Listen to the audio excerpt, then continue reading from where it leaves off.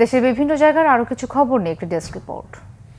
কক্সবাজারের টেকনাফে বহুল আলোচিত কাশেম বাহিনীর বিরুদ্ধে ফুঁসে উঠেছে স্থানীয় জনগণ। দখলবাজি, মাদক কারবার, সন্ত্রাসী কর্মকাণ্ডের প্রতিবাদে দুপুরে টেকনাফ কক্সবাজার মহাসড়কের হোয়াইটকংয়ের ঝিমংখালীতে কাশেম বাহিনীর বিরুদ্ধে মানববন্ধন, বিক্ষোভ মিছিল ও সমাবেশ হয়েছে। বক্তব্য রাখেন টেকনাফ উপজেলা বিএনপির সাংগঠনিক সম্পাদক ওসমান গনি, অবসরপ্রাপ্ত পুলিশ সদস্য আব্দুল হালিম সহ ভুক্তভোগীরা। আগামী ২৪ মে রাজশাহী ও রংপুর বিভাগের সমন্বয়ে বগুড়ায় অনুষ্ঠিতব্য তারুণ্যের রাজনৈতিক অধিকার আদায়ের সমাবেশ সফল করতে প্রস্তুতি সভা করেছে পাবনা স্বেচ্ছাসেবক দল। দুপুরে শহরের পিসিসিএস বাজার মিলনায়তনে সভায় প্রধান অতিথি ছিলেন দলের কেন্দ্রীয় কমিটির সহসভাপতি আব্দুল কুদ্দুস। বক্তারা বলেন, আগামী এই সমাবেশ হবে দেশের সবচেয়ে বৃহত্তম তারুণ্য সমাবেশ। খাগড়াছড়িতে বৃহত্তর পার্বত্য চট্টগ্রাম পাহাড়ি ছাত্র পরিষদ পিসিপির ৩৬তম প্রতিষ্ঠা বার্ষিকী ও ষষ্ঠ কেন্দ্রীয় কাউন্সিল উপলক্ষে বর্ণাঢ্য র্যালি ও আলোচনা সভা হয়েছে। রাঙ্গামাটিতেও পিসিপির ৩৬তম প্রতিষ্ঠা বার্ষিকী উপলক্ষে জনসভায় বক্তারা দ্রুত পার্বত্য চট্টগ্রাম চুক্তি বাস্তবায়নের দাবি জানান। এমপিওভুক্ত বেসরকারি শিক্ষা প্রতিষ্ঠান জাতীয়করণের দাবিতে মানববন্ধন হয়েছে চাঁপাইনবাবগঞ্জে।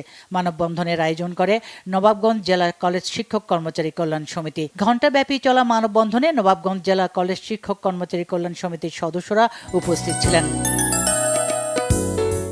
সর্বকালেই পরিমাপ সকলের জন্য, এই প্রতিপাদ্যে গোপালগঞ্জে পালন হয়েছে বিশ্ব মেট্রোলজি দিবস।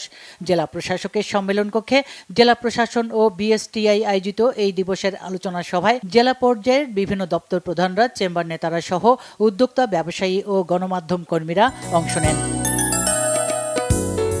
সমন্বিত উন্নয়ন ও অর্থায়ন বিষয়ক জেলার ক্লাস্টার অর্থায়ন কর্মশালা হয়েছে মুন্সিগঞ্জে। বাংলাদেশ ব্যাংকের নির্দেশনায় আইএফআইসি ব্যাংক পিএলসি এই কর্মশালার আয়োজন করে।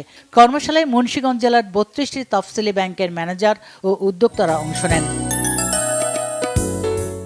সাতক্ষীরায় সুষ্ঠু বর্জ্য ব্যবস্থাপনার মাধ্যমে পরিচ্ছন্ন নগর গড়ে তোলার দাবিতে মানববন্ধন হয়েছে।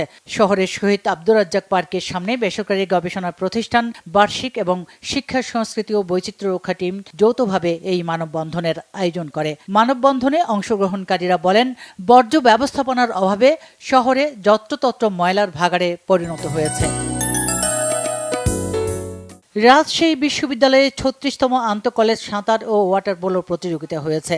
সকালে শরীর চর্চা শিক্ষা বিভাগ আয়োজিত বিশ্ববিদ্যালয়ের সুইমিং পুলে প্রতিযোগিতার উদ্বোধন করেন উপাচার্য অধ্যাপক ডক্টর মোহাম্মদ মাইনুদ্দিন। অনুষ্ঠানে সভাপতিত্ব করেন কৃষি অনুষদের ডিন অধ্যাপক আরিফুর রহমান। বিশ্ববিদ্যালয়ের ১৭টি হলের প্রতিযোগীরা ৩ দিনব্যাপী এই প্রতিযোগিতায় অংশ নেয়। Bangla vision news desk.